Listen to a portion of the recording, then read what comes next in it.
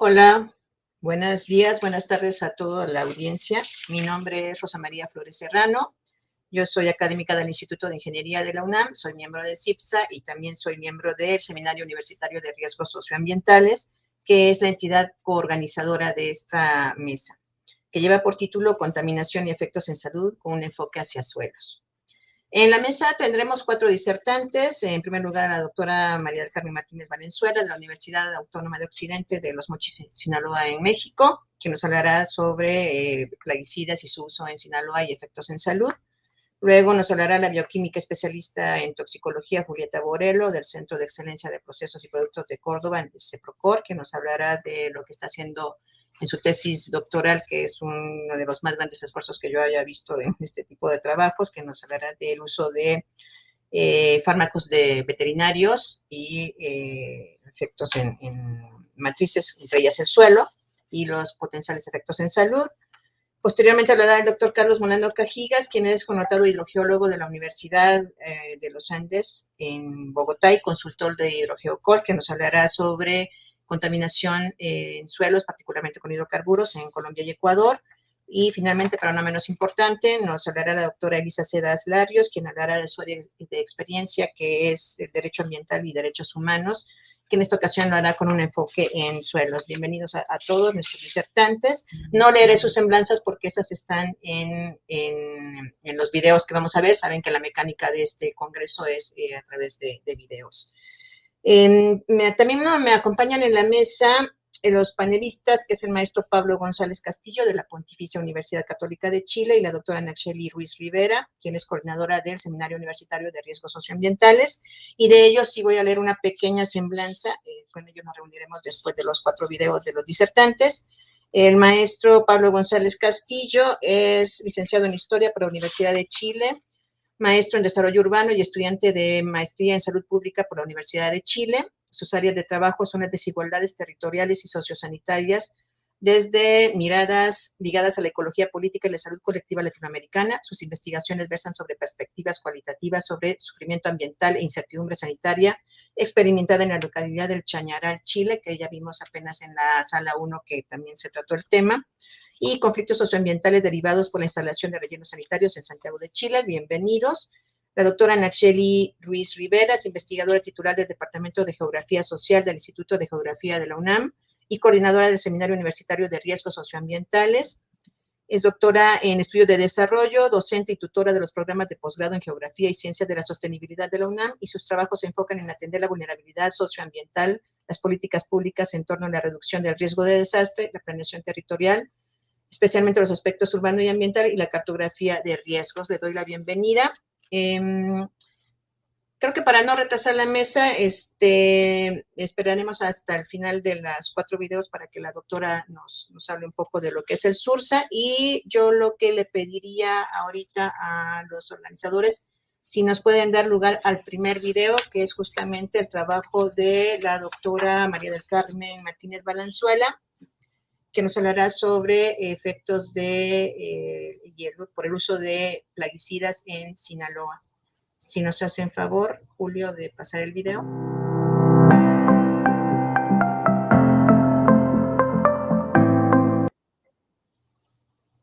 Presento a la doctora María del Carmen Martínez Valenzuela. Ella es doctora en Ciencias en Genotoxicología por la Universidad Nacional Autónoma de México. Es profesora e investigadora de la Universidad Autónoma de Occidente en Los Mochis, Sinaloa, en México también. En el cuerpo académico Ciencias Biomédicas y Biotecnológicas, con la línea de investigación Detección de daño a nivel de ADN mediante el uso de biomarcadores en personas expuestas a genobióticos.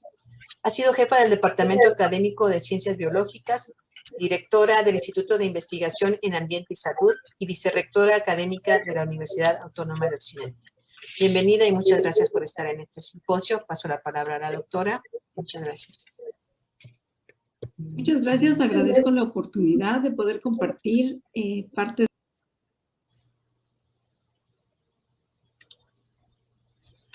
Creo que estamos teniendo un problema con el video, que no está corriendo. Pues, bueno, yo lo escucho, pero no veo que corra.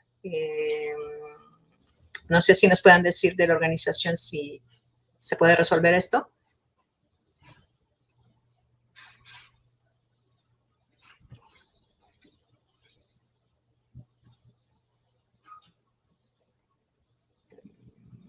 Julio.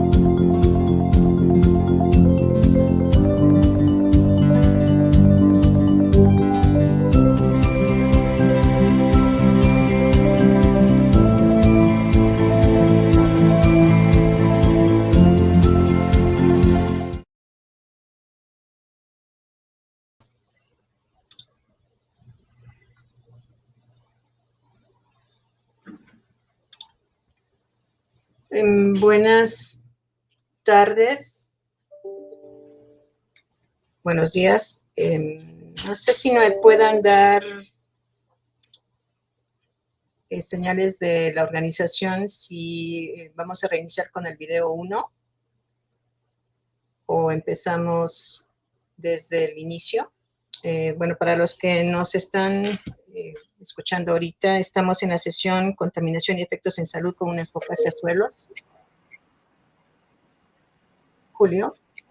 Sí, tuvimos un listo aquí, estamos intentándolo, ya estamos comenzando.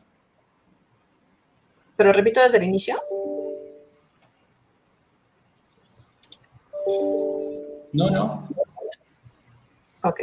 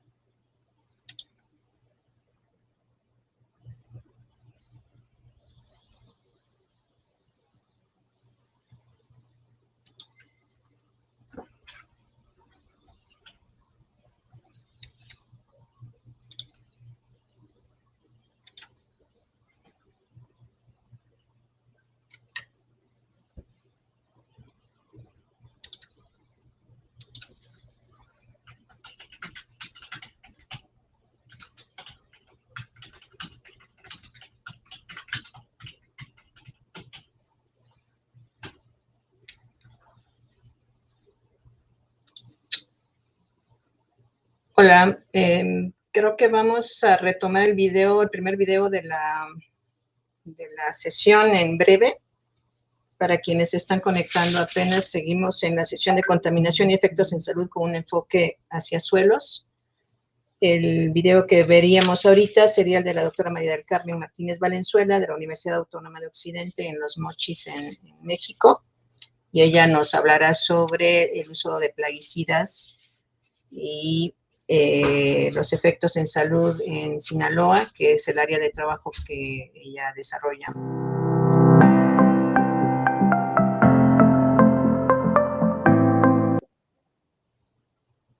Presento a la doctora María del Carmen Martínez Valenzuela. Ella es doctora en Ciencias en Genotoxicología por la Universidad Nacional Autónoma de México. Es profesora investigadora de la Universidad Autónoma de Occidente en Los Mochis, Sinaloa, en México también. En el cuerpo académico Ciencias Biomédicas y Biotecnológicas con la línea de investigación Detección de daño a nivel de ADN mediante el uso de biomarcadores en personas expuestas a genobióticos. Ha sido jefa del Departamento Académico de Ciencias Biológicas, directora del Instituto de Investigación en Ambiente y Salud y vicerrectora académica de la Universidad Autónoma de Occidente. Bienvenida y muchas gracias por estar en este simposio. Paso la palabra a la doctora. Muchas gracias.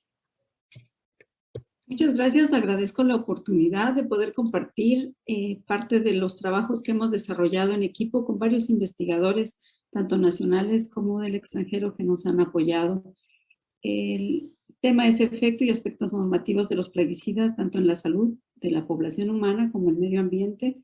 Todo esto derivado del uso de plaguicidas en el sector agrícola. En México se ha incrementado, al igual que en muchas partes del mundo, el uso de plaguicidas.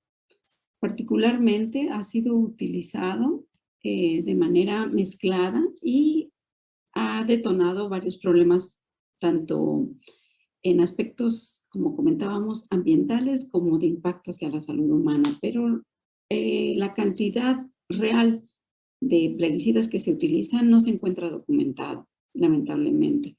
Más del 85% de los plaguicidas que se producen en nuestro país está destinado para ser utilizado en actividades agrícolas y como consecuencia la población que ocupacionalmente se expone a este tipo de compuestos pues sufre con mucha frecuencia intoxicaciones.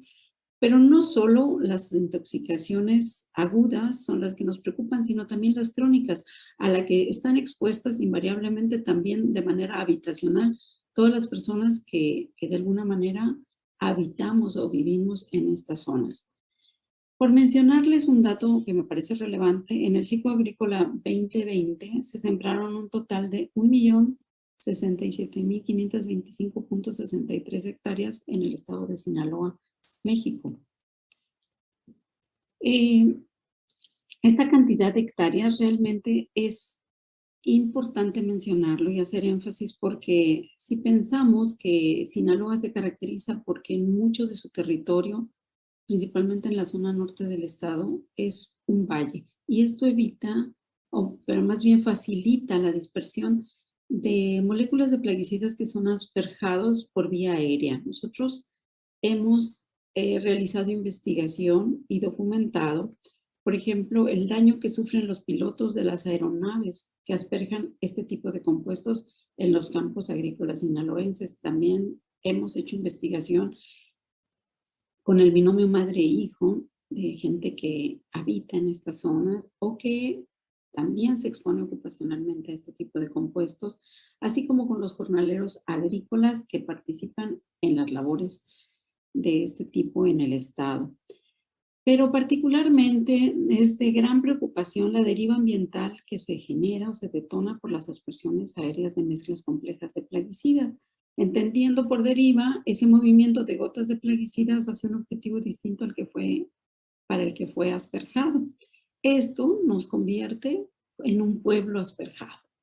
Incluso en Europa había un área de médicos especializados para atender este tipo de intoxicaciones que generalmente se presentan. Cabe recalcar que México no cuenta con una norma oficial que indique cómo deben realizarse esas fumigaciones, a qué distancia, en qué horario, en qué zonas de amortiguamiento deberían existir. Solamente contamos con una norma que es la 052 FITO desde el 95 y no, a la fecha no ha sido actualizada y solamente establece requisitos para notificar el inicio de fumigaciones. Por eso nosotros hemos trabajado en este equipo extraordinario de investigadores que nos hemos enfocado no solo a hablar de las anormalidades, de la vinculación de estos compuestos con el cáncer, de cómo muchos de esos compuestos funcionan como disruptores endocrinos, dañando todo ese sistema hormonal y detonando enfermedades realmente complejas, afectaciones a la salud humana, que van desde aspectos neonatales, o sea, tenemos evidencias a niveles citogenéticos, genéticos, genómicos, que cierran este círculo de investigación, donde decimos, cierto, existe evidencia científica, médico-clínica que vincula este tipo de compuestos con afectaciones o mutaciones muy puntuales de determinados tipos de cánceres, que van, como les comentaba, no solo con jornaleros agrícolas, sino con sus familias o con gente que habitacionalmente radicamos en esta zona. También hemos trabajado el impacto en la salud del medio ambiente, pero vinculándolo con aspectos normativos o de gobernanza en México. Y basado en todo esto, logramos que Sinaloa fuera sede del seguimiento al Convenio de Estocolmo, este tratado internacional que tiene como objetivo proteger la salud humana y también la del medio ambiente, particularmente de los compuestos orgánicos persistentes, porque los plaguicidas, algunos de ellos forman parte de estos compuestos que se caracterizan por ser compuestos halogenados, en su mayoría son clorados, son semivolátiles y eso les permite alcanzar distancias muy grandes. El transporte de estos compuestos también depende de la temperatura y en esta zona particularmente las temperaturas durante el verano son muy elevadas. Hemos sido parte y sede de la evaluación de la eficacia del Plan de Monitoreo Global de estos compuestos orgánicos persistentes representando a México. Hemos tenido esa distinción en el laboratorio que tenemos a nuestro cargo. Realizamos el muestreo de leche materna, mismas muestras que después de cumplir con muchos criterios de inclusión, exclusión que marca la Organización Mundial de la Salud, logramos enviar a este laboratorio que se encuentra en Alemania a cargo del doctor Marisch. También tomamos muestras de aire y fueron enviadas para su análisis con el doctor Abad en Barcelona, España. También llevamos a cabo el muestreo de agua y estas fueron enviadas con la doctora Fiedler a Örebro, Suecia, para su análisis y los resultados de ese seguimiento para México.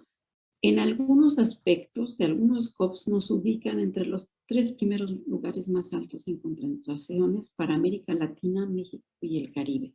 Y esto debe ocuparnos, debemos tomar acciones que permitan que precisamente esto que nosotros que mencionamos en alguna publicación, el marco regulatorio e institucional de plaguicidas en México. Esto obliga al Estado mexicano a cumplir y a hacer cumplir lo que mandata nuestra Constitución Política de los Estados Unidos Mexicanos, siendo de los principales actores la Secretaría de Agricultura, la Secretaría de Salud.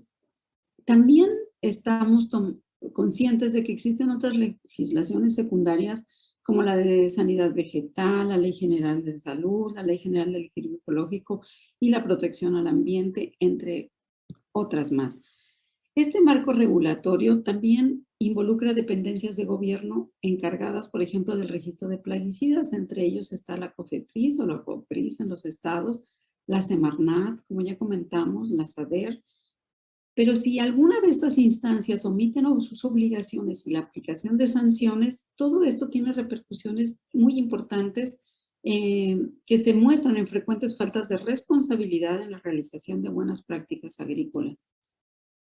Las implicaciones y retos de gobernanza ambiental en México, al igual que para muchos otros países del mundo y de América Latina y el Caribe, pues son muy grandes. Sin embargo, en México, el artículo 4 de la Constitución Política de los Estados Unidos Mexicanos garantiza los derechos humanos fundamentales como la vida, salud, medio ambiente sano, alimentación y agua salubre. Sin embargo, existen evidencias que nos permiten ver que algunos órganos de gobierno y autoridades responsables en el ejercicio de esa gobernanza incumplen la debida diligencia para restringir el uso de esos plaguicidas de alta peligrosidad, y todo esto pues es en agravio de la población en general. Los principales retos fueron documentados en una recomendación hecha en el año 2018 que la Comisión Nacional de Derechos Humanos emitió para el Estado mexicano, emplazando los 6 meses para su cumplimiento. Al respecto, se mencionan algunas de las que nosotros resumimos aquí. Garantizar la coherencia en los marcos legal, reglamentario y programático, evitando contradicciones, lagunas o duplicidades, cumpliendo con la armonía y equivalencia internacional de las disposiciones regulatorias en materia de plaguicidas. Otra más habla de proponer a la autoridad competente el anteproyecto de decreto de modificaciones, adiciones, revisión y actualización de las normas oficiales mexicanas en materia de plaguicidas. Identificar los permisos o registros sanitarios de plaguicidas vigentes que incluyan sustancias prohibidas, y todo esto en apego a los tratados internacionales como el que les comentaba, el del Convenio de Estocolmo, el de Rotterdam, por ejemplo, también.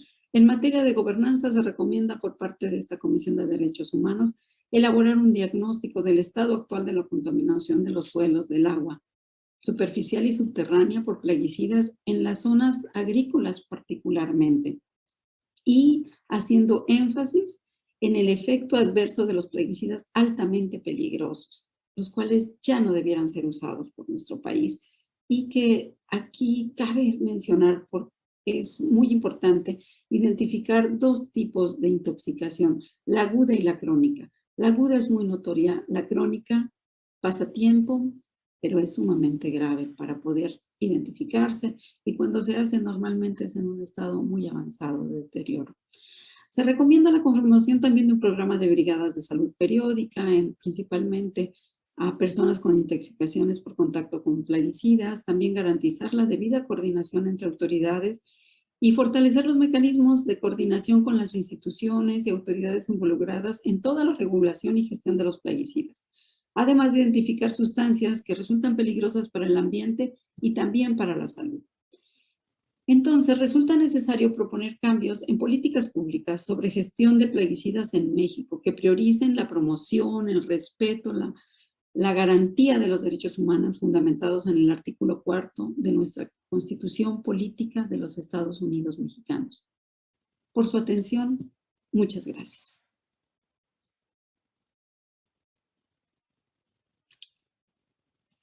Al contrario, muchas gracias, doctora, por tan interesante presentación. Muchas gracias.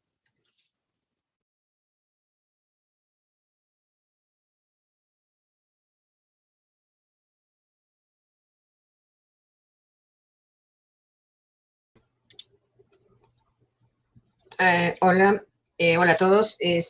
Vamos a pasar al segundo video, que está a cargo de la bioquímica especialista en toxicología, Julieta Borello, que es sobre distribución en el ambiente e impacto en salud de fármacos de uso veterinario provenientes de la producción láctea en la provincia de Córdoba, Argentina. Si nos hacen favor en la producción de transmitir el video, por favor.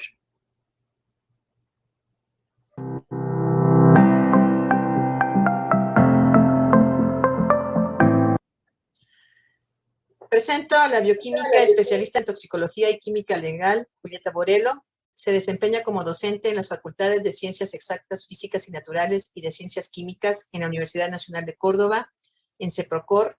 Trabaja en toxicología analítica y ambiental. Su tesis doctoral en la Universidad de Buenos Aires se orienta a la evaluación del riesgo a la salud humana de ciertos contaminantes emergentes. Es miembro de la Comisión Directiva de la Asociación Toxicológica Argentina y editora de la revista Acta Toxicológica Argentina. Sin más preámbulos, le doy la palabra a la bioquímica Borello. Muchas gracias. Bueno, muchas gracias por la invitación a CIPSA y a SURSA y a Rosa. Vamos a empezar a disertar sobre la distribución en el ambiente e impacto en la salud de fármacos de uso veterinario provenientes de la producción láctea intensiva en la provincia de Córdoba, Argentina. Para dar una introducción y ubicarnos un poco en el tema de por qué trabajar con fármacos de uso veterinario, una de las preguntas que surgió a la hora de poder evaluar estos fármacos fue decir si estas sustancias de tipo emergentes hoy consideradas eran agentes de un cambio sutil en el ambiente, están siendo, son, serán, en dónde estamos parados con este tipo de sustancias. Evaluarlos en diferentes matrices ambientales de esta actividad agropecuaria, que son la producción láctea en la provincia de Córdoba, y dentro de estas matrices ambientales, como es el efluente, el estiércol y el suelo, trabajar sobre la identificación y caracterización para futuros monitoreos, una realización de una evaluación de riesgo a partir de la determinación en aguas de consumo humano de estos establecimientos y poder llegar a legislaciones futuras si es necesario. Pero, bueno, ¿por qué trabajar sobre contaminantes emergentes? Si uno revisa un poco la bibliografía publicada en estos últimos años, desde 2000 a 2019, la mayor cantidad de publicaciones que han salido habla sobre contaminantes emergentes. En los últimos 5 años, el 70% de estas publicaciones hablando de contaminantes emergentes nombra lo que son los fármacos, y dentro de estos fármacos el enfoque va hacia lo que son la evaluación dentro de las ciencias ambientales de estos fármacos, su comportamiento, dentro de lo que es el impacto tanto a nivel ambiental y su impacto a nivel humano, que va a ser de una forma, una relación directa la que va a haber si yo tengo un impacto ambiental hacia lo que va a suceder luego en los humanos. Pero los fármacos no solo son utilizados a nivel humano para cubrir diferentes patologías o enfermedades, sino también son inoculados en los animales, y ahí hablamos de fármacos de uso veterinario, que es lo que precisamente vamos a desarrollar más en los siguientes filminas. La producción láctea en la Argentina se centra dentro de 3 sectores o 3 provincias, que son la provincia de Santa Fe, Córdoba y Buenos Aires. Estas son las 3 cuencas principales lecheras de la Argentina, con una totalidad de los tambos dentro de estas 3 provincias, y teniendo en cuenta, y algo muy importante para que desarrollemos, que la lechería bovina en Argentina es una de las cadenas agroalimentarias que mayores transformaciones ha experimentado en las últimas décadas. Y eso no es un dato menor, las transformaciones que va experimentando, porque en función de esas transformaciones de los sistemas productivos, va a acarrear que esas transformaciones lleven a diferentes impactos en lo que es el ambiente y en la salud humana. En lo que respecta a la provincia de Córdoba, para centrarnos un poco en lo que se está realizando en este trabajo, la provincia de Córdoba se divide en 3 cuencas lecheras, con un total de establecimientos de 2.800. La cuenca noreste, que es sobre la que nosotros hoy estamos desarrollando el trabajo, esta cuenca linda con la provincia de Buenos Aires y la provincia de Santa Fe, además de tener la laguna Marchiguita como centro de lo que es una laguna de tipo endorreica, donde las aguas desembocan en la laguna. Cuenta con el 50% del total de establecimientos que tiene la provincia. Según el último censo, más o menos del 2019, que tiene el Ministerio de Agricultura y Ganadería y Alimentos de la provincia de Córdoba. Esta cuenca noreste a la vez cuenta con diferentes condiciones que no debemos dejar de tener en cuenta a la hora de evaluar este tipo de sustancias, como es el tipo de suelo, el clima, el tipo de fraccionamiento rural, las bases forrajeras principales y los sistemas productivos. ¿Por qué tener en cuenta los sistemas productivos? Porque la producción láctea en estas últimas décadas ha ido, y en estos últimos años, cambiando. Ha pasado de sistemas de producción extensivos de tipo pastoriles a sistemas de producción intensivo. Y esos sistemas de producción intensivo hacen que se generen mayor cantidad de enfermedades en los animales, y esa mayor cantidad de enfermedades genera la mayor cantidad de antibióticos, uso de antibióticos antiparasitarios y antiinflamatorios para prevenir obviamente estas enfermedades. Y estos sistemas de producción intensivo a la vez generan mayor cantidad de residuos pecuarios que se generan. Pero bien, ¿Por qué entonces investigar? ¿Por qué trabajar? ¿Cuáles son las posibles entradas de estas drogas de uso veterinario que se inoculan en la vaca, en este caso, en este sistema de producción lácteo? Las vacas son inoculadas con estas drogas y estas drogas ingresan al medio ambiente o a las diferentes matrices a partir de una forma directa, de una forma indirecta.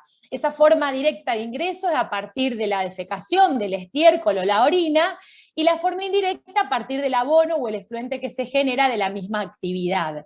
Ahora, este abono, este efluente, este estiércol que toma contacto con las diferentes matrices como son el suelo, puede llegar por escorrentía o lixivización a los diferentes cuerpos de agua, o puede ser tomado por los mismos cultivos, por un uptake, y así seguir luego hacia los animales nuevamente, y nosotros consumimos esos animales, por lo tanto, tomar contacto estas drogas con los humanos, y ¿por qué no también estas drogas encontrarse por lixivización y escorrentía en las aguas subterráneas, y así llegar nuevamente, ser tomado por los cultivos o por los seres humanos? Entonces es un ciclo en el cual hay que tener en cuenta diferentes tipos de matrices a la hora de evaluar la presencia, para tener en cuenta de dónde están viniendo estas sustancias, a dónde las estamos encontrando y cómo se están moviendo en el ambiente para poder impactar luego en el humano. Básicamente el almacenamiento del estiércol, y este estiércol almacenado hoy se usa como enmienda para mejorar la calidad de los suelos. Pero esa enmienda debe ser estudiada y debe ser estabilizada por la presencia de estas sustancias para poder ver en qué momento la puedo utilizar, para poder evitar esto que estamos hablando de que se esté presentando después luego por escorrentía y lixivización en diferentes cuerpos, por ejemplo, de agua, al igual que lo que es la excreción o los biosólidos, y una vez que lixivian o drenan, llegar a estos cuerpos e impactar tanto en el ambiente como en el humano. Ahora, ¿cuál es la problemática de los residuos? O sea, ¿dónde estamos parados hoy, Argentina, en lo que es el problema de los residuos pecuarios? ¿Estamos hablando de buenas prácticas ya agropecuarias, de estos residuos pecuarios? Bueno, para empezar hay un procedimiento ya de muestreo de efluentes líquidos y residuos sólidos orgánicos generados en los tambos, que fue realizado por el INTA de Rafaela. Lo que es la provincia de Buenos Aires cuenta con una normativa de buenas prácticas de purinas en tambo. Esa normativa, al igual que la normativa Resolución 29/2017 de la provincia de Córdoba sobre gestión y aplicación agronómica de estos residuos pecuarios, estas dos normativas hoy están trabajando lo que es la estabilización del efluente líquido, para poder ser utilizado como enmienda, igual que el efluente sólido, pero sobre lo que es el físico-químico de este tipo de matrices, para poder utilizarlas luego. Entonces uno se pregunta si estas sustancias que nosotros estamos trabajando orgánicas, estos medicamentos de uso veterinario, serán sustancias prioritarias o sujetas a regulación, y para todo este tipo de poder ponerlas a regulación, necesitamos poder identificar y caracterizar qué hay, y eso forma parte de poder participar a los laboratorios, de que puedan hacer ese tipo de determinaciones y desarrollos analíticos y metodológicos, para poder, como objetivo principal, como decíamos, identificar y caracterizar estos medicamentos de uso veterinario que provienen de este tipo de actividad. Bien, en líneas generales, ¿qué analitos estamos trabajando hoy en estas matrices ambientales? Son analitos de alrededor de 8 familias diferentes. Se está trabajando con 12 drogas específicas de estas familias, como las están viendo: rofloxacina, tetraciclina, oxitetraciclina. Analitos surgen, poder elegir estas drogas de uso veterinario surge a partir de encuestas que se le fueron realizando a los diferentes productores o dueños de los establecimientos que se están muestreando en la zona noreste de la provincia de Córdoba, y a partir del Plan de Sanidad Nacional se vienen seleccionando por qué trabajar sobre estas drogas. ¿Por qué pongo esta filmina consideración? Porque nosotros debemos tener en cuenta a la hora de estudiar primero identificar y caracterizar qué hay, cuánto hay, y luego estudiar el comportamiento de las sustancias. Debemos conocer las diferentes propiedades físico-químicas de las sustancias para así poder trabajar en lo que es persistencia, estabilidad, biodegradación, etcétera, de estas sustancias. ¿Qué muestras están trabajando hoy actualmente en el desarrollo de la tesis? El suelo agrícola, que ese suelo que se toma es suelo que se ha aplicado este estiércol y se ha aplicado este fluente. Este fluente proviene de estas lagunas de decantación, que son todo lo que es el lavado de los sectores donde se realiza el tambo 3 o 2 veces al día. Este fluente contiene de materia orgánica, leche, lo que son los productos de desinfección del tambo, etcétera.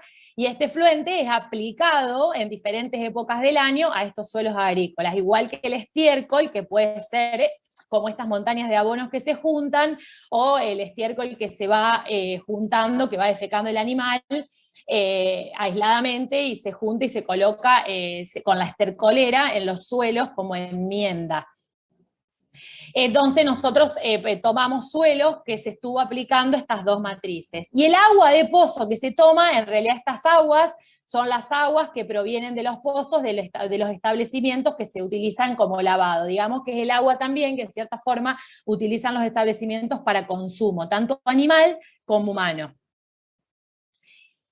Para la hora de poder trabajar en la determinación de los contaminantes emergentes, estos fármacos, en lo que es efluentes de tambo, nosotros consideramos también poder determinar diferentes o caracterizar los efluentes con diferentes tipos de parámetros, como los que se presentan a continuación, como la determinación de BBO, de QO, sulfuros, de detergentes, fenoles, porque esos parámetros, que son los que hoy se están determinando en estas normativas para caracterizar estos efluentes, son importantes conocerlos en las diferentes muestras para poder ver qué relación tienen con la presencia o ausencia y el comportamiento de estas drogas de uso veterinario.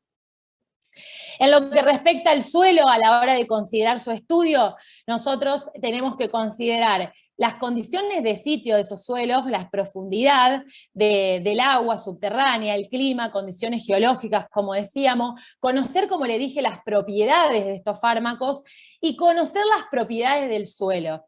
Yo necesito conocer textura, permeabilidad, pH y contenido de materia orgánica del suelo porque son parámetros que van a impactar de forma directa en la determinación y comportamiento de estas sustancias en los diferentes tipos de suelo.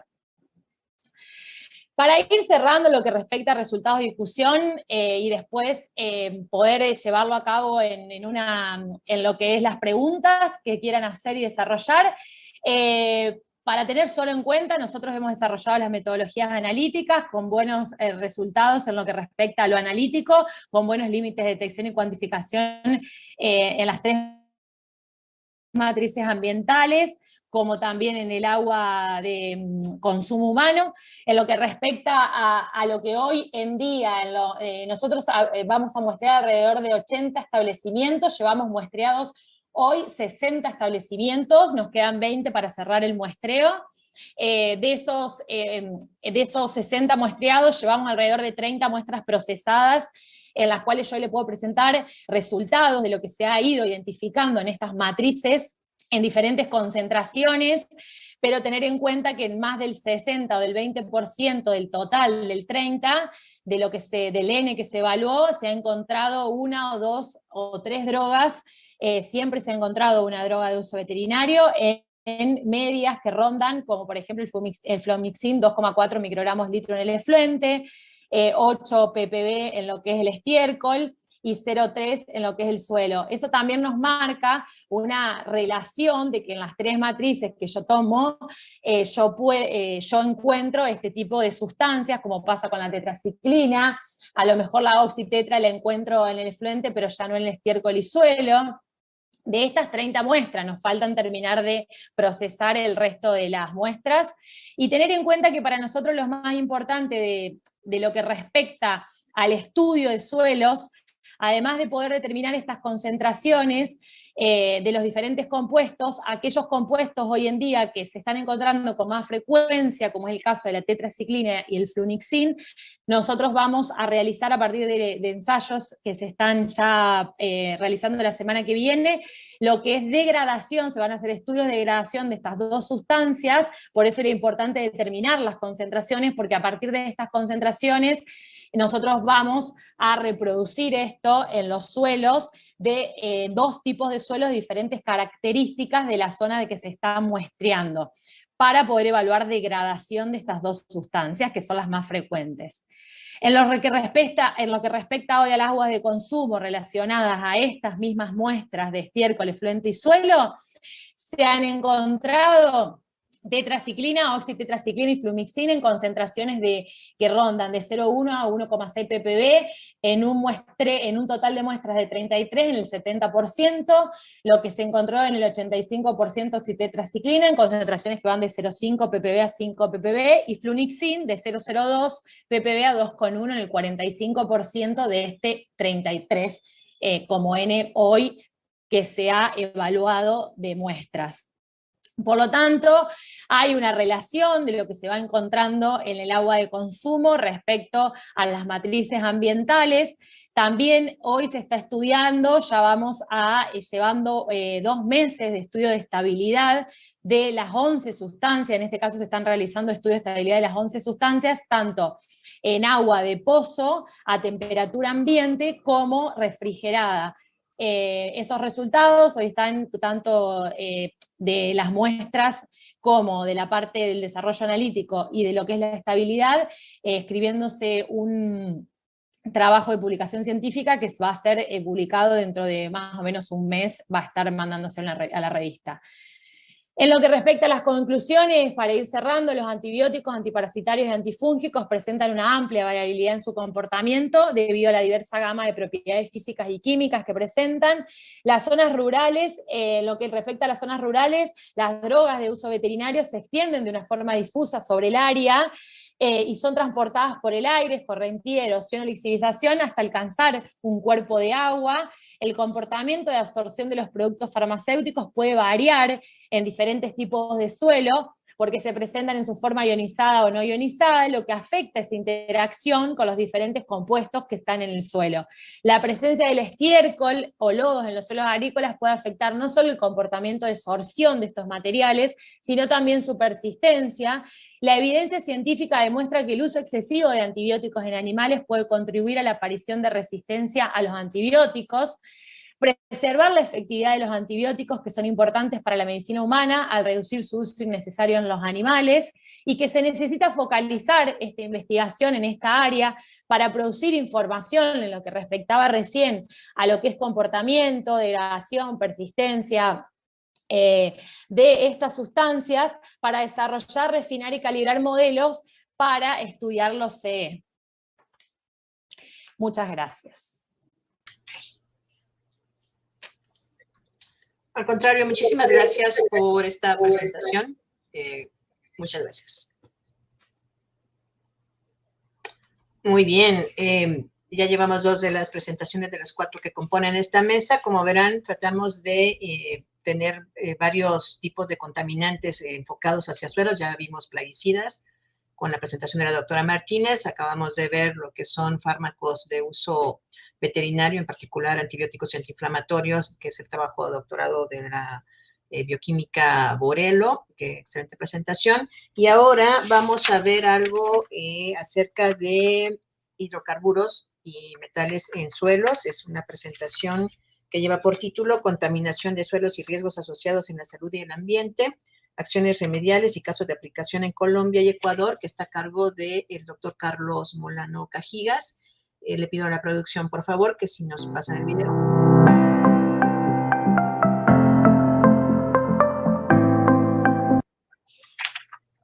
Presento al doctor Carlos Molano Cajigas. Él es ingeniero civil de la Universidad de los Andes en Bogotá, con especialización en ingeniería hidrológica del Instituto IHE en Delft, Holanda. Es socio fundador de la compañía Hidrogeocol, con sedes en Colombia, Ecuador y Panamá. Es profesor investigador de flujo y contaminación de aguas subterráneas en el Departamento de Ingeniería Civil y Ambiental de la Universidad de los Andes en Bogotá. Tiene más de 35 años de experiencia profesional en ingeniería de aguas subterráneas e hidrogeología ambiental. También ha servido como perito experto internacional en problemas de litigios por sobreexplotación y contaminación de aguas subterráneas. Ha recibido múltiples reconocimientos, entre los que destacan en 2012 el Premio Hidrogeólogo Ilustre de Latinoamérica por la Asociación Latinoamericana de Hidrología Subterránea para el Desarrollo, ACSUD. En el 2014 fue nombrado conferencista ilustre McElhinney por la Asociación de Aguas Subterráneas de Estados Unidos, dando conferencias alrededor del mundo con este premio. Actualmente es vicepresidente de la Asociación Internacional de Hidrogeólogos para Latinoamérica y el Caribe. Sus hojas de cálculo en aguas subterráneas es una de las recientes contribuciones en hidrogeología, resolviendo una gama amplia de problemas de flujo, contaminación y análisis de riesgo en hidrogeología y ambiente. Es miembro fundador de ALSUD y de la ACH, Asociación Colombiana de Hidrogeólogos. En esta ocasión, el doctor Molano nos va a presentar contaminación en suelos y riesgos asociados en la salud y ambiente, acciones remediales y casos de aplicación en Colombia y Ecuador. Le paso la palabra, doctor. Muchas gracias. Bueno, muchas gracias a la doctora Rosa María por su gentil invitación. Lo mismo la hago extensiva a CIPSA y SURSA. Y también a las instituciones que me han apoyado, fundamentalmente la Universidad de los Andes, Hidrogeocol y la Asociación Internacional de Hidrogeólogos. He tratado de hacerlo más simple esta charla y la he simplificado a 3 ítems: procesos de contaminación en suelo, riesgos en la salud y el ambiente, y acciones remediales, casos en Colombia y Ecuador. El objetivo es compartir parte de mi experiencia que he tenido fundamentalmente en estos 12 países. Ok, a ver, en forma conceptual el proceso de contaminación pues es básicamente la infiltración y su transporte es el agua, de manera que hace parte del ciclo hidrológico. Pero lo que nos interesa es la parte de suelo, que es la que tenemos aquí en este recuadro, la zona no saturada, la zona no saturada o de saturación parcial, zona badosa, donde el flujo es altamente no lineal, aún en condiciones homogéneas, porque nosotros tenemos aquí 3 fases. Tenemos las partículas sólidas de suelo, tenemos aire que puede tener fluidos gaseosos, vapor, por ejemplo, contaminado, y tenemos agua que también puede ser contaminada, disueltos en agua, o también a diferentes viscosidades. Y también más pesados o más livianos que el agua, de manera que esto hace que el flujo sea un poquito complejo, pero tenemos modelos aproximados de esta realidad para utilizarlos. Esto acá es un modelo que hicimos hace varios años, un modelo de laboratorio, donde tienen ustedes aquí flujo en la zona no saturada. Inclusive es suelo de un acuífero aproximadamente homogéneo del norte del país de Santa Marta, y ustedes pueden ver aquí estas rutas preferenciales como un poco aleatorias, inclusive tiene un comportamiento fractal. Y en promedio pues tiene saturación parcial, porque hay zonas que no están saturadas, ¿no? Pero la migración por cada uno de estos canales de rutas preferenciales es saturado. Entonces, pues el contaminante llega más rápido a la zona saturada, que en definitiva es la que transporta los contaminantes fuera del sitio, ¿no? En forma lateral. A ver, hay muchos modelos analíticos, no quiero entrar en detalle, pero este es un modelo de infiltración en una dimensión, en un suelo parcialmente saturado. Utilizamos la ecuación de Richards para infiltración, pero también las relaciones de Van Genuten, que son muy utilizadas sobre todo en lo que es el contenido de humedad y la presión negativa o succión, y aquí el contenido de humedad contra la permeabilidad relativa, ¿no? Entonces, aquí estas dos curvas de la derecha es la succión en función de la distancia, es una columna de 1 metro, 100 centímetros. Aquí tenemos la tabla de agua y aquí tenemos el contenido de humedad. De manera que a la derecha, aquí vemos, es una lluvia de 0.4 días. Ahí llueve, se satura, ¿sí? Este es el frente de humedad. Y aquí después de 0.4 días, pues vuelve nuevamente a su posición original. Y es un suelo, aquí lo he puesto, es un suelo totalmente homogéneo, aún en forma teórica, analítica, siendo homogéneo, su comportamiento no es tan homogéneo. Vamos a seguir. Aquí quiero mostrarles el proceso de migración de contaminantes, pues, al aire, al suelo y al agua. Entonces, si tenemos un derrame aquí, si hay un suelo afectado, pues puede haber erosión por el viento, volatización, puede impactar las aguas superficiales, puede infiltrarse y puede llegar al agua subterránea. Y aquí podemos tener pues también diferente de producto libre, que es casi inmóvil.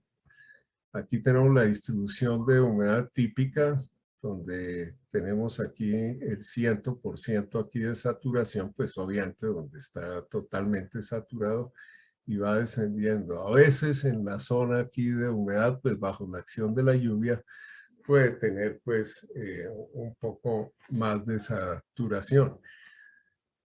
Las dos características principales, o bueno, varias de las características, ¿no? Que buena cantidad de cualquier contaminante se retiene en el suelo, sobre todo si son suelos finos, limos, arcillas, arenas finas. Pero si llega a infiltrarse, pues puede migrar al agua subterránea y también impactar, bien sea un pozo o un ambiente ecológico. Bueno, he tratado mucho, más que todo, con productos de gasolina y aquí tenemos pues cómo es la movilidad en el ambiente, en el aire, en el agua, en el suelo. ¿Cuál es la movilidad relativa? En general la gasolina es la que tiene movilidad alta, pero los pesticidas, los compuestos orgánicos persistentes, la gasolina, el diésel, el gasoil, los aceites lubricantes, no quiere decir que tengan una movilidad nula, no, es baja, la tienen, luego impactan un poco menos que la gasolina. Estas son las rutas de exposición y básicamente es la exposición de, bueno, aquí al ser humano, que depende de muchos factores, la toxicidad, la probabilidad de que adquieran cierta enfermedad, la vulnerabilidad y otros factores adicionales que los médicos toxicólogos manejan mejor que un ingeniero. Y aquí tenemos pues contacto directo con suelos, ingestión accidental, más que todo trabajadores de la construcción que lleguen a excavar el suelo, inhalación de vapores, ¿no?, del suelo, contacto o ingestión de aguas superficiales y contacto o ingestión de aguas subterráneas. A ver, traigo este modelo ¿qué es lo que se llama un modelo para análisis de riesgo nivel 2 o tier 2, donde básicamente es el proceso entre la fuente, el medio de transporte y el receptor. De manera que si no tenemos fuente, pues el riesgo es nulo. Si no tenemos medio, pues de transporte tampoco. Y si no hay receptor, pues tampoco tenemos nosotros riesgo. Y eso también nos define un poquito las medidas de remediación. En este modelo sencillo que es de flujo de aguas subterráneas, tenemos aquí una concentración media. Esto es en 3 dimensiones, pero muestro únicamente un corte. Y el receptor está a 110 metros aquí y a una velocidad de 0.05 metros por día, pues demora 2.200 días. De manera que podemos nosotros ver cómo es el proceso de migración. Aquí lo tienen, la pluma en varios colores. Aquí está la concentración máxima. Es interesante pues verla y cómo va migrando esa pluma de contaminación hasta que tenemos aquí 2100, 2200 días y tenemos aquí la concentración en el receptor. Los límites genéricos basados en riesgo, como los llamamos aquí en Colombia, o los RBSL, Risk Based Screening Levels, 3 microgramos por litro. Esto es como para ingestión de un benceno. De manera que no cumple. 4 es mayor que 3, 4 o 7 es mayor que 3. Entonces tenemos aquí el factor de atenuación, o el NAF también en inglés. Tenemos aquí los compuestos específicos para este sitio, con estas velocidades, con este medio, o lo que llaman los Site Specific Target Levels, y nos da 512 microgramos por litro. De manera que hay que remediar, hay que bajar estos 800 hasta 512 específicos para el sitio. Ese es el proceso de análisis de riesgo y de remediación, ¿no?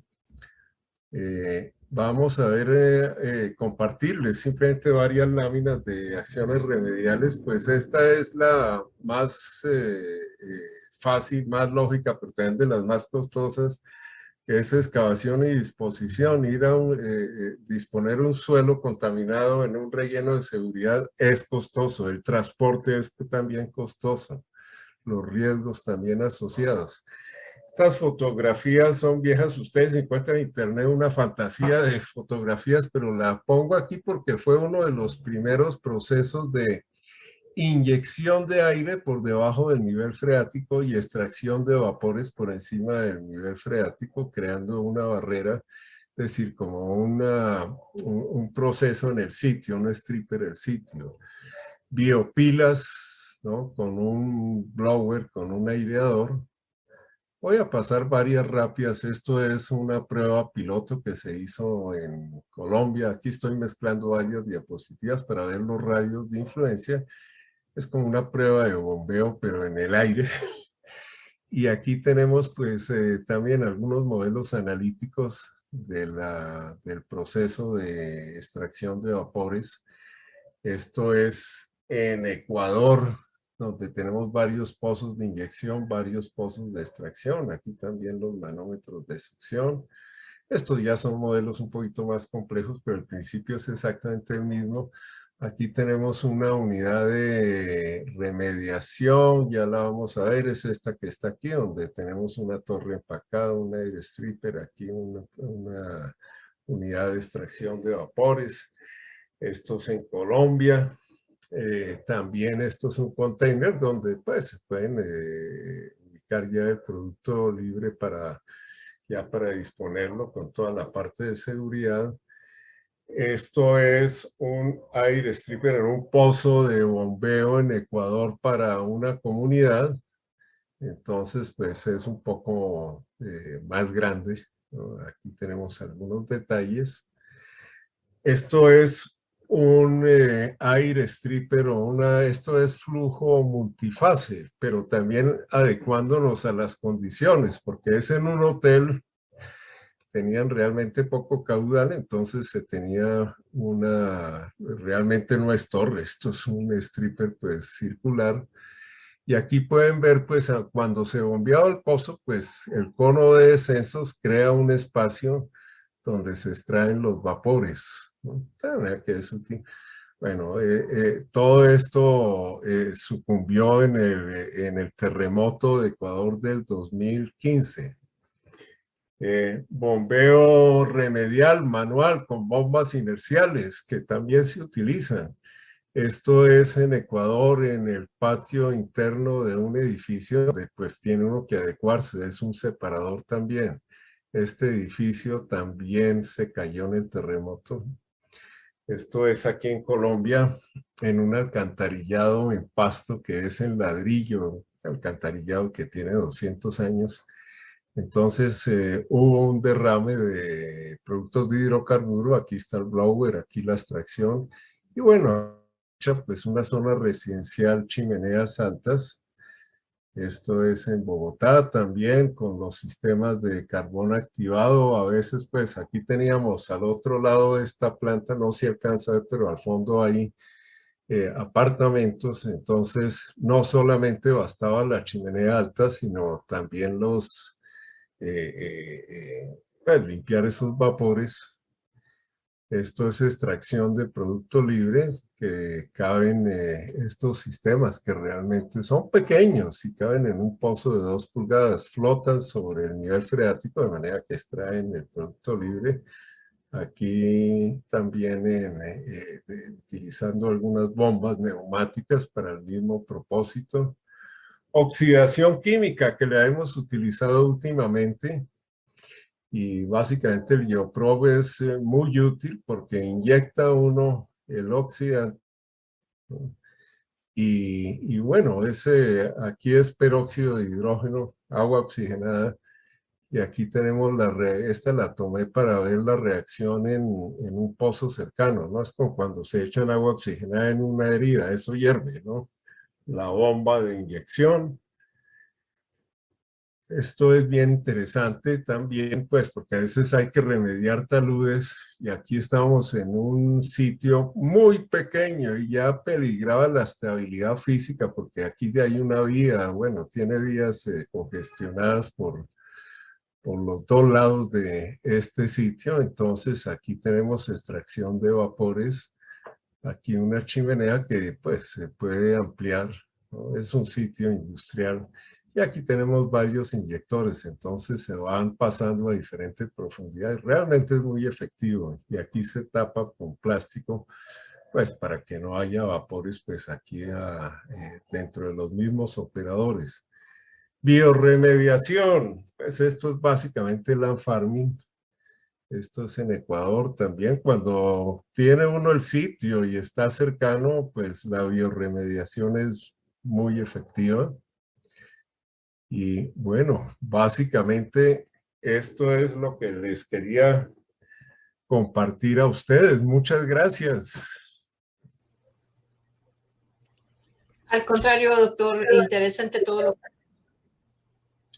Bien, y ahora transcurriendo con nuestra mesa, voy a pasar la palabra para presentar el último video. Como ven, fueron 3 sesiones técnicas en cuanto a tipos de contaminantes, plaguicidas, fármacos veterinarios, hidrocarburos.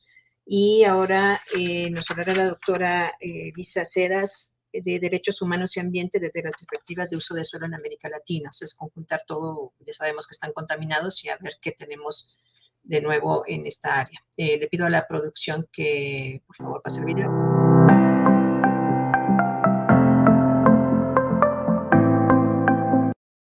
Bienvenidos a este simposio CIPSA-SURSA sobre contaminación y efectos en salud con un enfoque hacia suelos.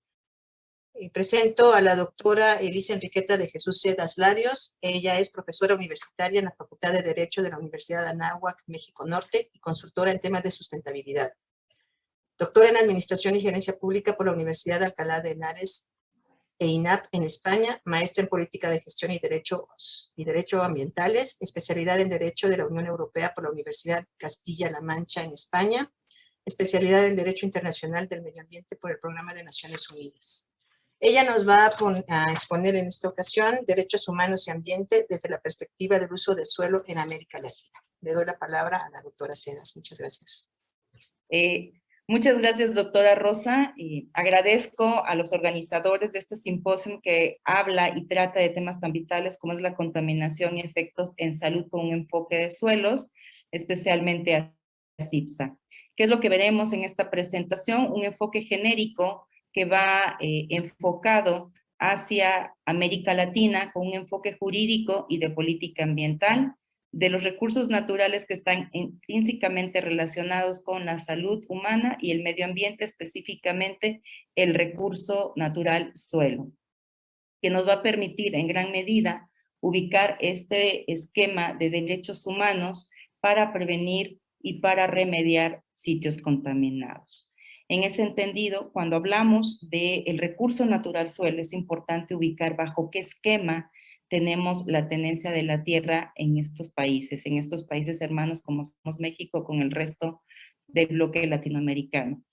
Hay dos concepciones, principalmente en América Latina, ustedes pueden ver en la lámina. El primero es un enfoque de distribución de los distintos actores rurales y relacionados, cómo se van a generar este esquema de tenencia, pero también está la forma y los derechos de propiedad con el acceso a recursos naturales. Y justamente en ese esquema de regulación de recursos naturales se encuentra el recurso natural suelo. Hay autores como Stringer que maneja de manera concreta la propiedad a través de la distribución y los derechos que van a permitir la regulación desde un ámbito jurídico como también de un ámbito de política ambiental. Cuando hablamos del suelo, hay que considerar esta visión ambiental que nos va a permitir hacer un análisis comparativo en las diversas legislaciones. ¿Qué hicimos para este ejercicio de esta plática? De manera muy concreta, platicando entre colegas la necesidad del tema del suelo con el tema de salud humana. Todas las legislaciones, particularmente en Argentina, en Brasil, Colombia, Perú, por citar algunos de estos ejemplos, consideran de manera muy concreta la vocación natural del recurso suelo, pero en dos enfoques. Uno, como un recurso natural, y el segundo, por la vocación natural. Por el primero, de manera genérica, lo que encontramos fue que ubican a este elemento que va a poder ser aprovechado por el hombre, esta visión antropocentrista para utilizar este recurso natural. Y cuando nos vamos a la vocación natural del suelo, lo que también encontramos es esta condición para ver los ecosistemas, pero sosteniendo una o varias actividades. Y es justamente en el uso de suelo con la vocación natural donde nos vamos a analizar y vamos a ver cómo se regulan, qué es importante para cada país. En el contexto mexicano, me permito extenderme un poco más, toda vez que es el país donde radico y donde tengo el mayor estudio de análisis de política pública ambiental. Lo que encontramos en México es que se rige bajo una vocación natural para la agricultura, para la ganadería, para temas industriales, y tenemos legislaciones. En el tema concreto del contexto mexicano, tenemos a una ley madre, que es la Ley General del Equilibrio Ecológico y la Protección al Ambiente, con este enfoque, y a su vez tenemos leyes sectoriales. Y en esas leyes sectoriales destacan la Ley General de Desarrollo Forestal Sustentable y la ley últimamente que se ha considerado en el ámbito de ganadería sustentable, donde ambas leyes sectoriales hacen alusión a la vocación natural. Por otro lado, la propia LEGEPA concibe ciertas actividades y también considera instrumentos de política ambiental, como lo es el manifiesto de impacto ambiental, que se tiene que considerar y prever para ver el cambio de uso de suelo para alguna actividad industrial o para la que se llegara a necesitar cualquier obra o actividad. Ese es un ejercicio y me atrevo a manejarlo como ejemplo en este marco porque nos permite analizar el recurso suelo a través de un enfoque jurídico, lo que le da este sustento y soporte a las actividades. Pero también esta visión ambiental, cómo nuestros países hermanos están considerando la vocación natural del recurso natural suelo, porque lo señalan así las legislaciones. Sin embargo, al momento que vemos el uso de suelo, nos estamos encontrando estas visiones de qué es lo que vamos a ponderar en el marco de los derechos humanos. Y en ese entendido, a partir del año 2011, empezaron ciertas modificaciones constitucionales, tanto en México como en Argentina, como en Perú, donde este enfoque habla de esta cuarta generación de derechos humanos que considera el tema ambiental. Es decir, que se da este enfoque donde ya no es algo que el Estado reconozca, sino que va intrínsecamente al humano. Y en ese entendido, el primer planteamiento que tendríamos que hacernos cuando abordamos el tema del suelo como un recurso natural de vocación natural es ¿qué vamos a darle la prioridad? ¿A la salud, al ambiente o al desarrollo económico? ¿Qué se contraviene? Y en ese entendido también surge otro de los conceptos en materia de suelo. ¿Cuándo debemos de considerar la restauración y cuándo una remediación? Lo que hemos encontrado es que la restauración sería imposible regresar a las condiciones naturales, pero la remediación nos permite en gran medida, como un concepto, llamemos innovador o de mayor consideración en tiempos actuales, de considerar los límites mínimos y máximos permisibles para remediar, como su nombre bien lo indica. Y en ese entendido viene la ponderación de derechos humanos. Los derechos humanos, aun cuando se señala que son de primera, de segunda, de tercera, de cuarta generación, la realidad es que están inherentes al hombre. Por lo tanto, para su pleno desarrollo, se tendrían que considerar las bases jurídicas y de política ambiental a un mismo nivel relacionadas. Es decir, el Estado tendría que tener como bien jurídico tutelado no solamente a un tema de salud pública, sino que va relacionado con la calidad del aire, con la calidad del agua, con la calidad del suelo. En ese entendido, estarían al mismo nivel y no tendrían por qué estar en contraposición. Lo mismo con la parte del desarrollo. Entonces, son ejercicios que tenemos que replantearnos una vez que analizamos la visión jurídica y visión política de cómo analizamos el suelo, cómo en América Latina se está considerando. Y en ese entendido, vamos a la parte de las políticas públicas. Cuando hablamos de política pública, hay muchas concepciones, hay muchos autores, pero me atrevo a marcar a uno que es muy conocido en América Latina, el doctor Maturana. Maturana señala de manera muy concreta que la política pública son las acciones que va a hacer el gobierno para resolver una problemática en la sociedad. Y en ese entendido, para hablar de políticas públicas en materia de recurso natural en este bloque, lo primero que tenemos que analizar es la historia ecológica. ¿Cómo está la vocación natural? ¿Qué es preponderantemente agrícola o ganadera en nuestros países? ¿Son preponderantemente industriales? Bajo esta historia y esta memoria ecológica nos va a permitir ubicar a los recursos naturales y a los bienes ambientales de manera muy concreta en la región, que son tan vastos, en un patrimonio natural. Y en ese entendido, cuando hablamos de este patrimonio natural, tendríamos que considerar como política pública de actuación inmediata qué nos dicen los acuerdos y los tratados internacionales que nuestros países han suscrito por bloques. El último que me atrevo a citar es el Acuerdo de Escazú, donde Escazú tiene 3 grandes pilares. Uno, el acceso a la información en materia ambiental, donde tenemos que ver los temas de salud y justamente de medio ambiente, donde también nos da este segundo pilar que va enfocado a el acceso a la justicia ambiental, cómo proteger y cómo el Estado tiene que prever esa justicia pronta y expedita en temas ambientales. Y el tercero y último, esta información donde el propio ciudadano tiene que participar de manera siendo muy corresponsable con el gobierno para poder entender y poder participar y poder tomar decisiones conjuntamente para el aprovechamiento de los recursos. En ese entendido, el papel que juegan los tratados y los acuerdos internacionales en el bloque latinoamericano es de suma importancia. Y el último, y quizá el que tenemos que considerar en estos últimos 3 años, es el Acuerdo de Escazú. ¿Por qué? Nos brinda un área de oportunidad, no solamente para dar seguridad jurídica en cada Estado miembro en aplicarlo en su legislación, sino también nos brinda la oportunidad para crear política pública alineada y transversal en estos temas. Y en ese entendido, otro de los elementos que tendríamos que considerar en el bloque latinoamericano en política pública para hablar de medio ambiente, específicamente en salud y suelo, es una hoja de ruta. ¿En qué sentido?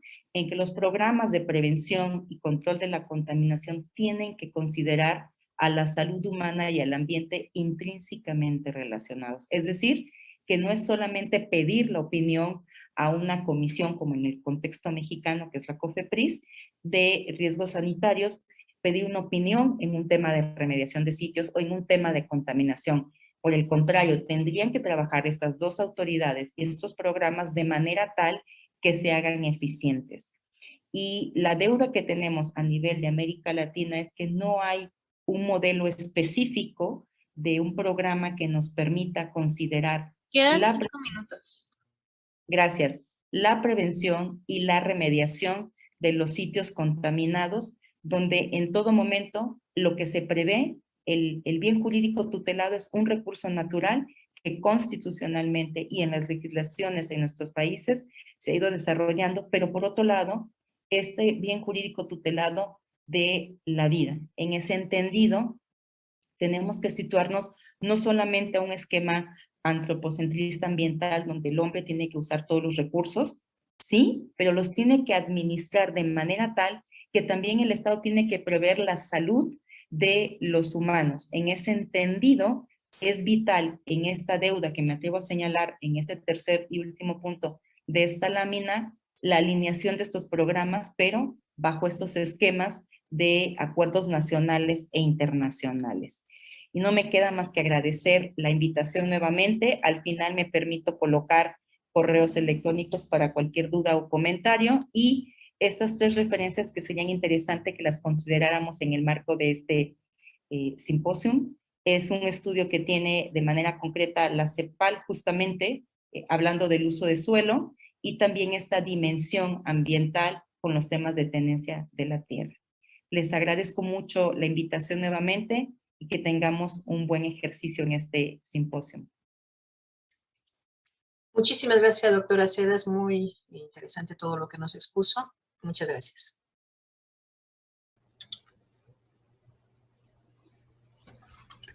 Bien, agradezco a los 4 disertantes, los 4 ponentes que hemos tenido, todo muy interesante. Como ven,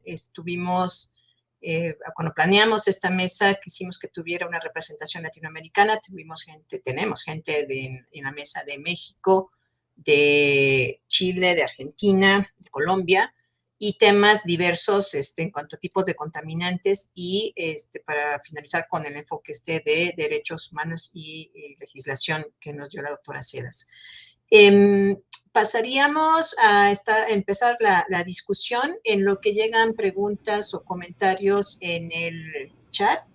Iniciaríamos con los que estamos presentes en la mesa. Le pido a la producción que ya vemos que están ingresando todos los ponentes. Muchas gracias a todos por estar acá. Creo que nos falta la doctora Cedas, ya está acá. La doctora Martínez, que fue nuestra primera ponente, tuvo una emergencia de trabajo, creo que no va a poder unirse a nosotros. Si hubiera una pregunta para ella, con mucho gusto luego se la hacemos llegar. Y a la doctora Ruiz también ya está acá.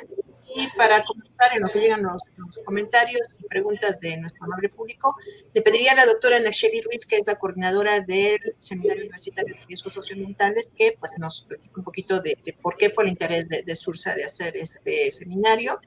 Le paso la palabra a la doctora Ruiz. Muchas gracias. Bueno, pues muy buenas tardes a todos. Muchísimas gracias también por la oportunidad de coorganizar esta interesante mesa con el Seminario Universitario de Riesgos Socioambientales. Yo les quiero platicar un poco qué es el Seminario Universitario, sus siglas son SURSA, y cuál fue nuestro interés de estar con ustedes durante esta tarde. El Seminario Universitario es una iniciativa de la Secretaría de Desarrollo Institucional de la Universidad Nacional Autónoma de México. Lo que hacemos nosotros es coordinar esfuerzos dentro de la UNAM, que como ustedes saben es una universidad muy grande, muy diversa, con muchísimas áreas de investigación, de docencia y de vinculación. Y tenemos hasta ahora un total de 20 entidades, tanto del subsistema de investigación científica de la UNAM como de investigación en humanidades, que como pueden ver sintoniza mucho con lo que hemos organizado para esta sesión, justamente una combinación interdisciplinaria de visiones entre las ciencias sociales y las humanidades.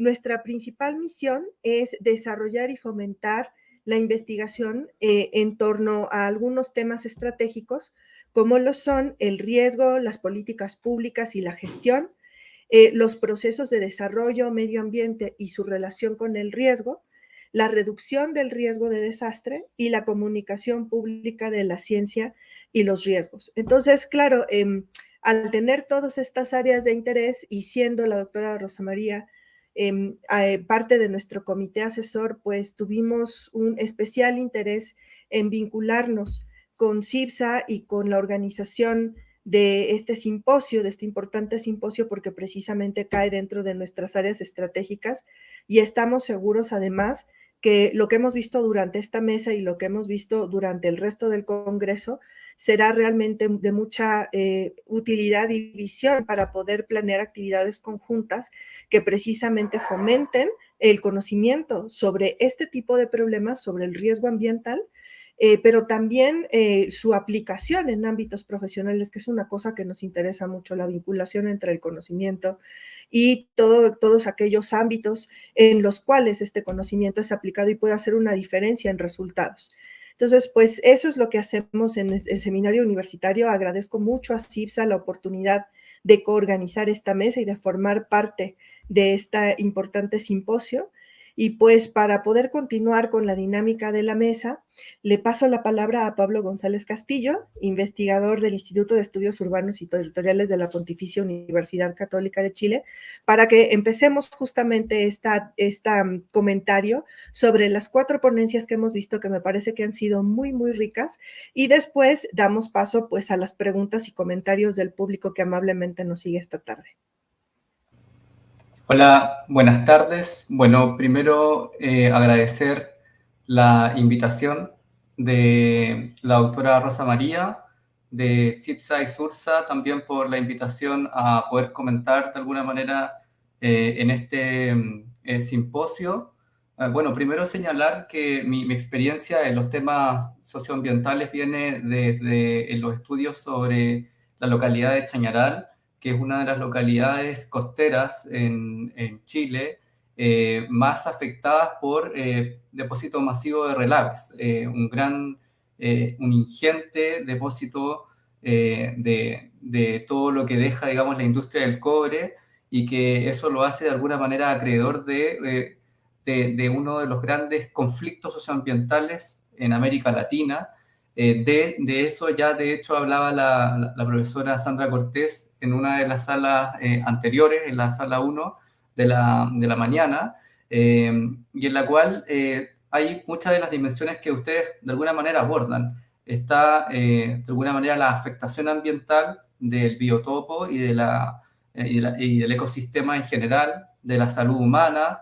Está también la inacción institucional por parte del Estado y las estructuras normativas, jurídicas, y también está de alguna manera la oposición de las empresas privadas, en este caso de la Andes Copper Mining Company en el caso de Chañaral, y luego de Codelco Chile, División Salvador, en esta negativa, esta inacción, y por de alguna manera mantener este vertimiento, este depósito de relaves masivos que terminó por sepultar gran parte de esta ciudad. Dicho eso, también señalar que muchos de estos grandes conflictos ambientales no ha tenido una solución, una remediación efectiva, y por lo tanto, de alguna manera, es necesario, para el caso de Chañaral, lo hemos conversado también con la doctora Sandra Cortés, que es necesario pasar desde los debates o los problemas de salud ambiental a los debates o problemas por la salud socioambiental, en donde las comunidades se vean de alguna manera incorporadas en las afectaciones, no solamente, digamos, mensurando cuáles son los problemas de corte epidemiológico o más cuantitativo, sino también de alguna manera escudriñar o vincular cuáles son los efectos, por un lado, territoriales, ligados a la falta de planificación urbana o planificación ambiental, o también ligado también a la falta de consideración respecto a las percepciones sociales de las personas involucradas en estos procesos de afectación. Entonces tengo algunas preguntas para las y el expositor. Bueno, entiendo que María del Carmen Martínez no está, así que la voy a dejar planteada solamente como interrogante, como reflexión respecto a lo que me pareció su presentación. Me parecía interesante cómo ella señalaba de que existe una abundante evidencia científica sobre los problemas ambientales de salud humana producto de plaguicidas en suelo mexicano. Ella trabaja principalmente el tema de los mochis, pero que también señala de que no hay los órganos del gobierno, digamos, o de las autoridades han de alguna manera incumplido el ejercicio correcto de la gobernanza ambiental.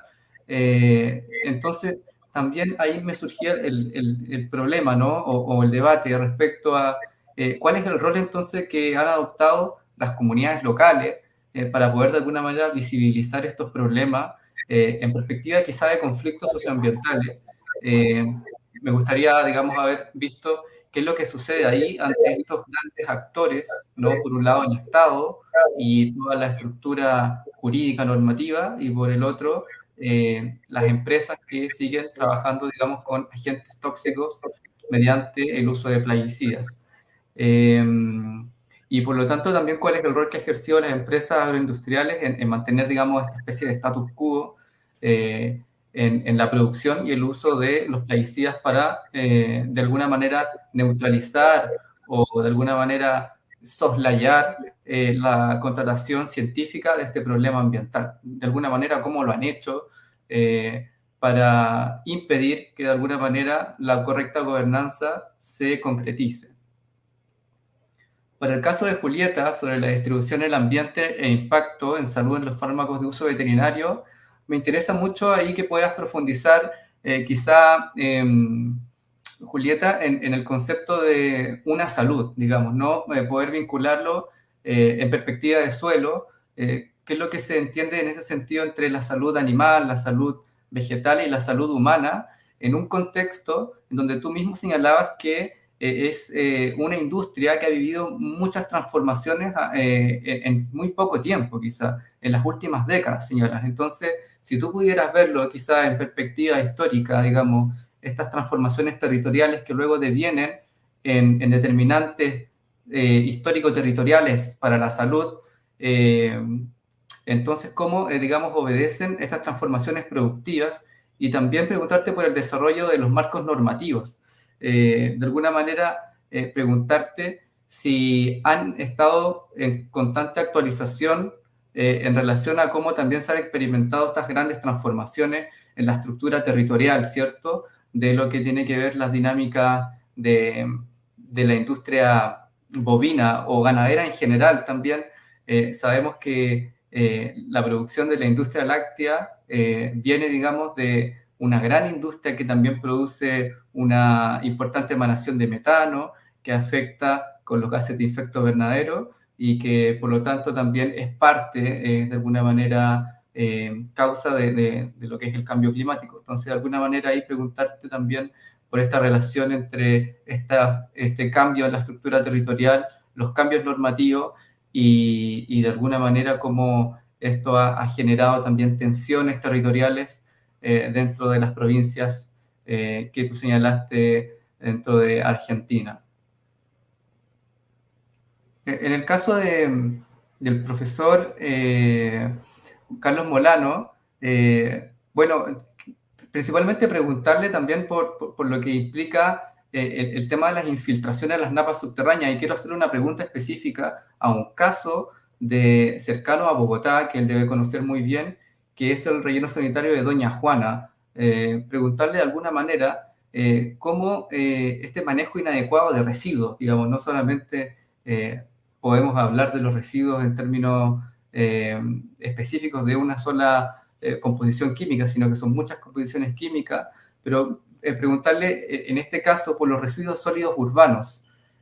Sabemos que Doña Juana, por ejemplo, recibe alrededor de 6.300 toneladas diarias desde Bogotá y llega hasta las localidades de Chimuelo Alto y Chimuelo Bajo, y en ese sentido, cómo la exposición de procesos de contaminación del suelo ha generado riesgos en la salud humana y en el ambiente, y cuáles acciones remediales es posible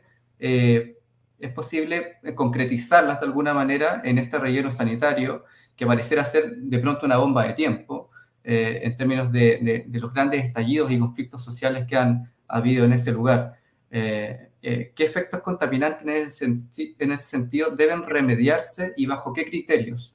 De alguna manera preguntarle también si es solamente una brecha tecnológica, ¿es necesario de alguna manera ampliar más este relleno sanitario o es necesario buscar innovaciones tecnológicas? Digo, reciclaje, digo, formas de poder de alguna manera gestionar mejor la basura.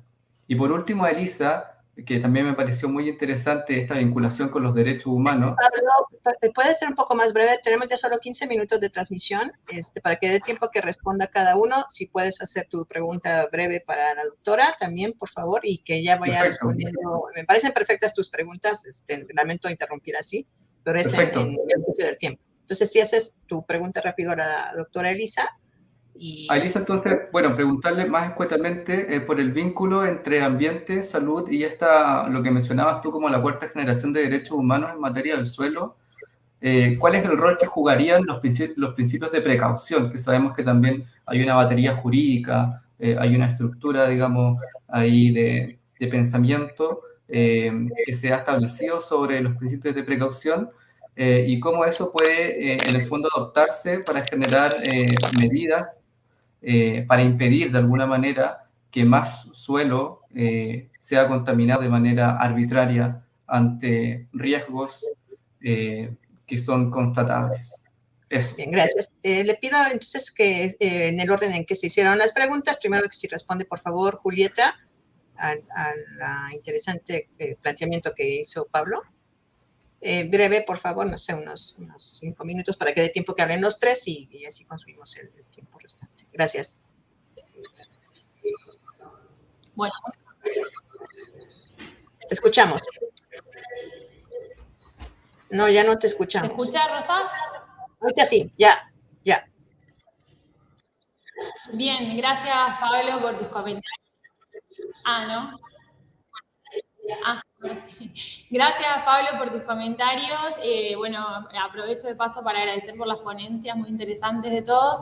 Respecto a lo que vos me decís, si uno tiene en cuenta lo que engloba una sola salud engloba el concepto ambiental, en considerar la parte de ambiente, la parte de salud humana y la parte de salud animal.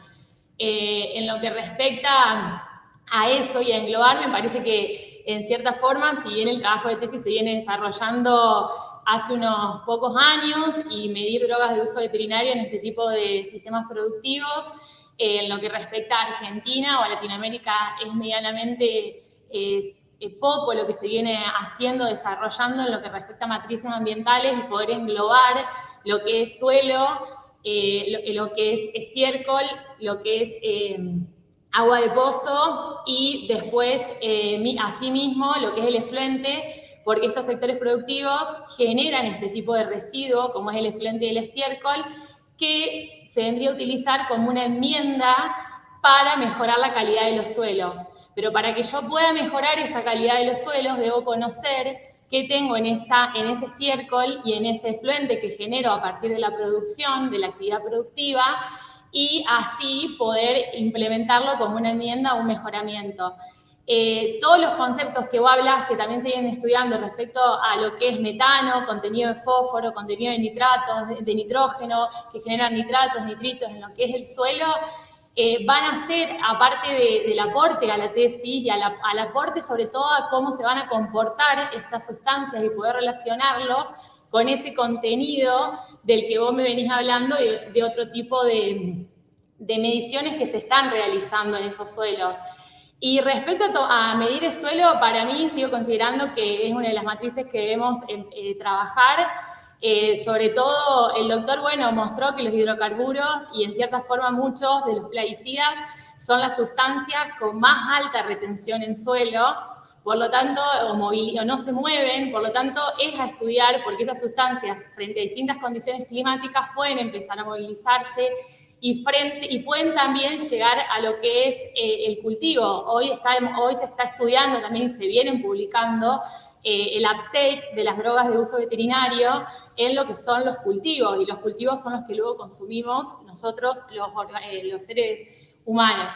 Entonces, de cierta forma, es una cadena a estudiar. Y respecto a la legislación, en lo que respecta a Argentina, como comenté, las legislaciones que hay en Buenos Aires y Córdoba, hoy ese tipo de legislación viene trazándose para lo que es estudio físico-químico de ese efluente y ese estiércol y trazar niveles. Si nosotros no conocemos ese tipo de residuos y qué contiene ese tipo de residuos, tanto físico y químico como orgánico, no podemos tomar decisiones como actores públicos. Primero hay que conocer y determinar concentraciones, evaluar riesgos para poder determinar acciones.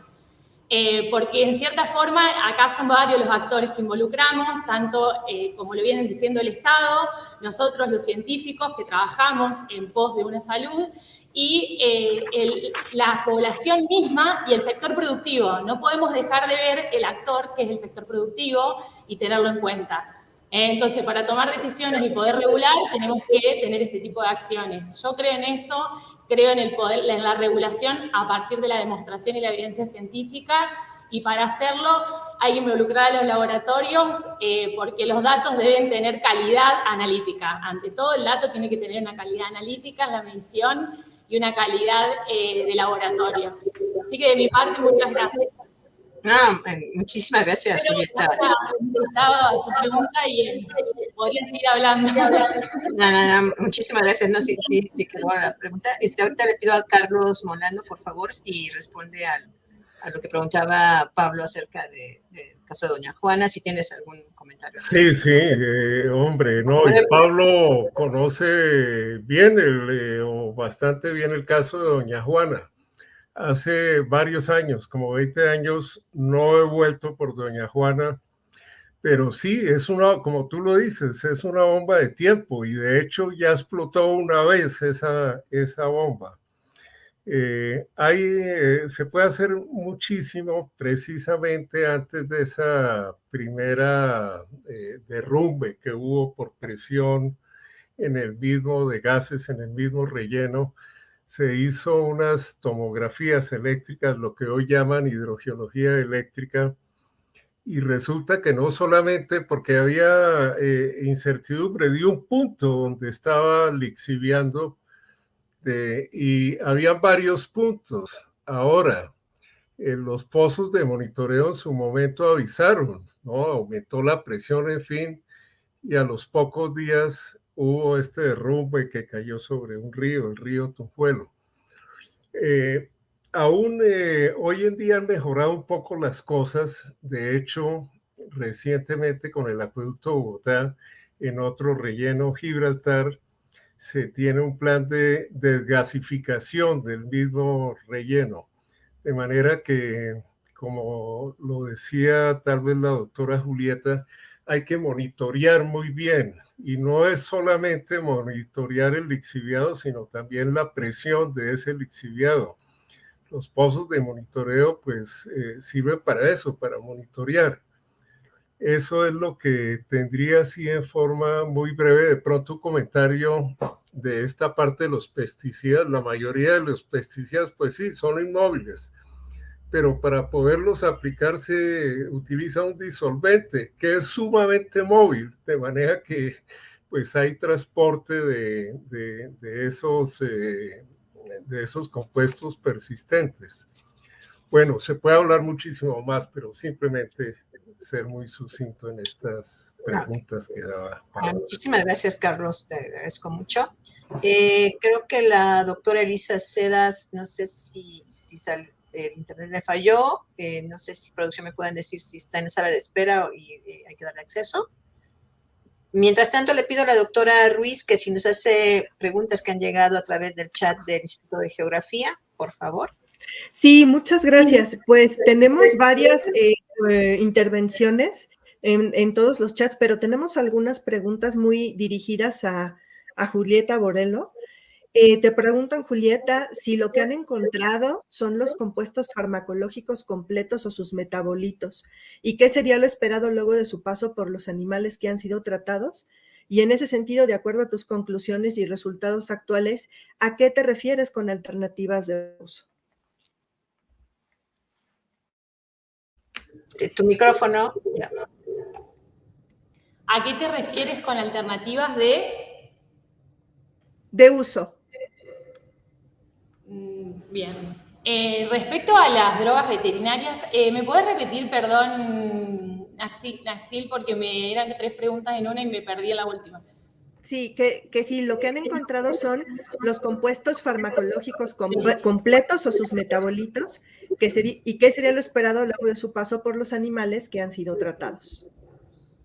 Bien, no, lo que hemos encontrado hoy de las sustancias que he nombrado son la eliminación completa en su principio activo. No estamos trabajando sobre metabolitos, si bien hoy, a partir de los datos que hemos estado encontrando, hay un compuesto que en ciertas matrices no lo hemos estado encontrando, llamaba la atención por que te lo nombran, porque es muy utilizado esa sustancia y muy aplicada en los animales por el tipo de enfermedades, las patologías que manifiestan tener.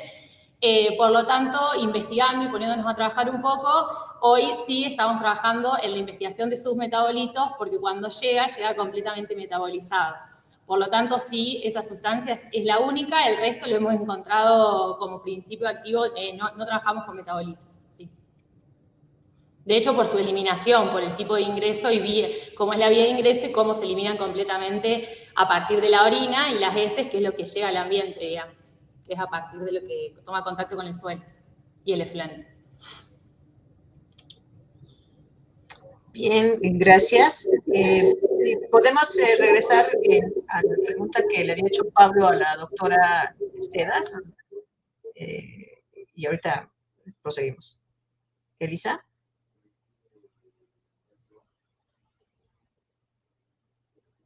Creo que tiene problemas de internet. Creo que se frició. Sí, se frició. Bueno, entonces regresamos luego. No sé si hacía falta la segunda parte de la respuesta de lo que preguntaban a Julieta o ya era todo. Sí, me parece que todavía faltaba profundizar algo en a qué te referías con alternativas de uso.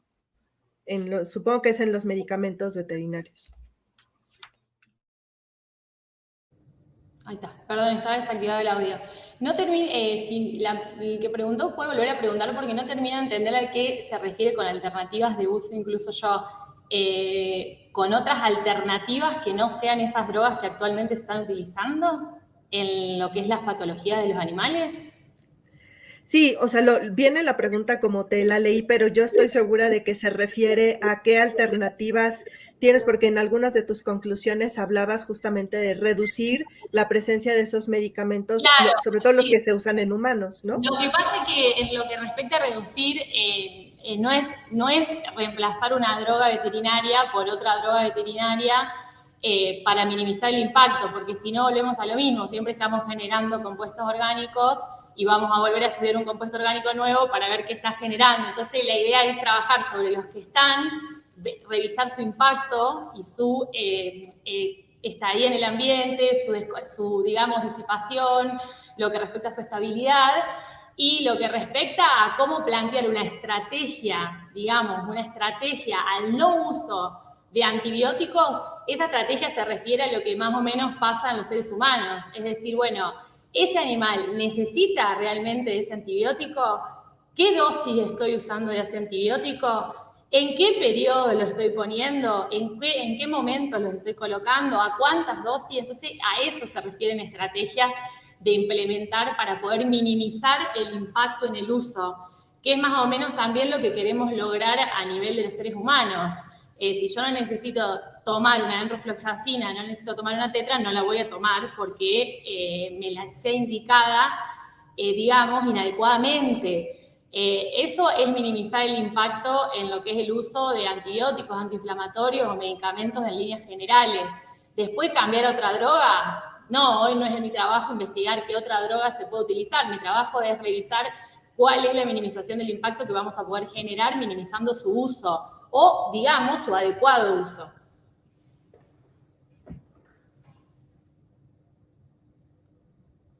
Ay, bien, perdón, no podía activar mi micrófono. No, sí, esa era bueno, yo también interpreté así la pregunta y la respuesta me parece fantástica. Te entiendo que tenemos unos minutitos más para el debate, compensando el tiempo que se perdió en la conexión. No sé si tenga más preguntas, Naksheli, en el chat de geografía. Sí, eso es lo que está allá. Tenemos muchos saludos y tenemos muchas felicitaciones, pero en términos de preguntas eso es todo. Ok, y yo lo que me interesa mucho, que fue el interés de hacer esta mesa, es que sabemos en todos nuestros países, toda Latinoamérica, tenemos nuestros casos emblemáticos de contaminación, lo que nos mencionó Pablo, lo que nos mencionó, bueno, Carlos en general, de sitios contaminados, que se replica la misma situación en México y estoy segura que en toda Latinoamérica. Lo que nos dijo Julieta acerca del uso de antibióticos, y no solo de uso, de uso veterinario, sino en general, pues un uso descontrolado, que no, además de que nos trae el perjuicio de que nos vamos a hacer resistentes, pues nos puede llevar a otro tipo de problemas. Y lo que nos expuso la doctora Martínez, que desafortunadamente no puede estar en esta discusión, sobre el caso del uso de plaguicidas, que también se replica esta situación en las zonas agrícolas de todos nuestros países latinoamericanos. Lo que yo quiero que nos den un mensaje final, ustedes, por favor, cada uno de nuestros tres, bueno, ahorita tenemos tres, bueno, dos ponentes, porque Elisa también desafortunadamente no se pudo conectar, es ¿qué perspectiva ven ustedes en cuanto al prevenir efectos en salud por la contaminación que tenemos en los suelos? Creo que la política pública de nuestros países va un poco atrás de lo que necesitamos en estos momentos. Estamos haciendo remediación, como ya nos lo presentó el doctor Molano. Veo que la doctora Elisa ya se conectó. No sé si tenga micrófono activado.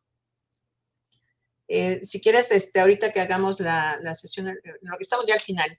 Lo que les pido a los ponentes es que den su perspectiva puesto que las políticas públicas de nuestros países no están haciendo mucho y los estamos yendo a prevenir, a remediar en lugar de prevenir. ¿Cómo creen ustedes, desde las perspectivas que tienen en sus países, que se deberíamos actuar como en lo individual, tratando de solventar un poco esta falta de políticas públicas? O sea, nosotros, individuos, ¿cómo podemos hacer para prevenir estos casos de contaminación y que los efectos en salud sean menores? No sé si empezáramos con Julieta y luego Carlos y luego Elisa, por favor.